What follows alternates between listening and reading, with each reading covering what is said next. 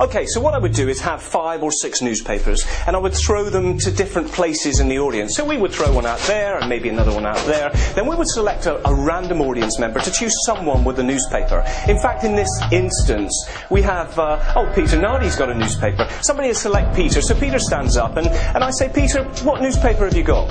I've got a Telegraph. Okay, so Peter's got a Telegraph, a posh newspaper in the UK. Okay, so we're going to make a note of that, the Telegraph. Okay, I'm going to choose somebody else randomly in the audience to tell Peter a page number, and there's going to be roughly maybe 60, 70 pages in the Telegraph, and somebody comes up with, let's say, page 16. So they say, Peter, can you turn to page 16 in the Daily Telegraph, confirming that every page is different. Peter does so, and I ask him to rip that page out. He rips the entire page out.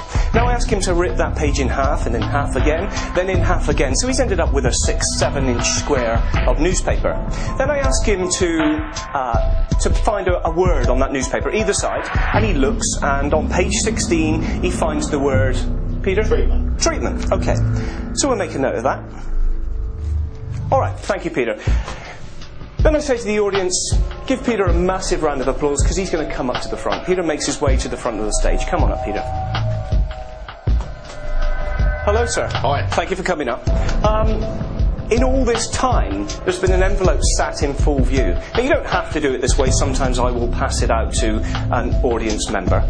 Peter, just hold on tight to that for a second. Yep. Remember what Peter chose. Page 16 was randomly selected. Then you ripped the page up. You chose the word treatment. Yep. Random decision. You could have gone with either side of the newspaper. 60, 70 pages in that newspaper. You could have made any choice. Yep. Okay. Peter, often people say to me when I do this, maybe somehow you've changed the envelope. You've removed this one and replaced it with another. So I'll tell you what we're going to do right now. What I'd like you to do, Peter, is I'd like you to sign that envelope for me. So we know it's yours, so we know it's not going to be changed.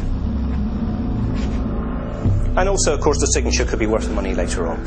Peter, in this envelope that's been sealed and in full view from before we started, if you look into there, there is another envelope. Okay. Inside of this envelope is yet another envelope. Peter, just take hold of that. You can keep it. You can just check that that is just a real envelope. Yep. Inside of that envelope is yet another envelope. Out of this envelope, I'm going to take yet another envelope. Hold on tight to that for me.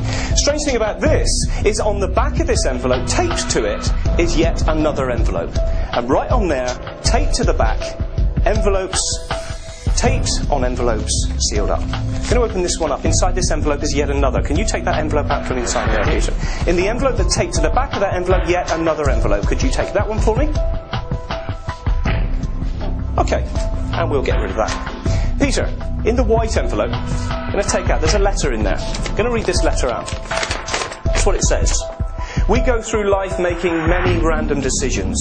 Many of those choices and decisions will be in turn go on to influence other events in our lives. As humans, we simply accept this as our fate. However, some people believe that their lives are mapped out from birth.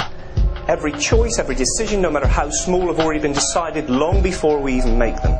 In your hand is a small brown envelope. The contents of that envelope, placed there many hours ago, may prove that our fate is indeed already decided upon.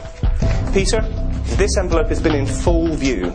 That one with inside many other envelopes. Yep. I'm going to ask you to unseal that envelope, and in there you're going to find a piece of newspaper.